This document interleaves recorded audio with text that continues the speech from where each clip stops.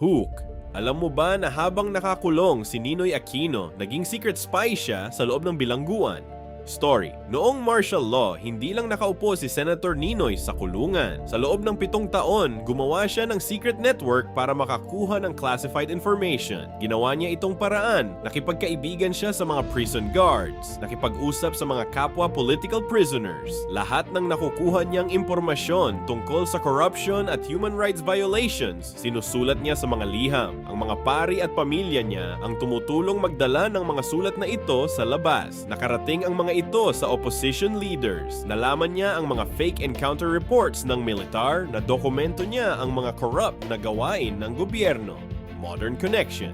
Ang intelligence network na ginawa ni Ninoy sa bilangguan ang naging blueprint ng People Power Revolution noong 1986. Hanggang ngayon, ginagamit pa rin ng mga opposition groups ang mga strategy na ito.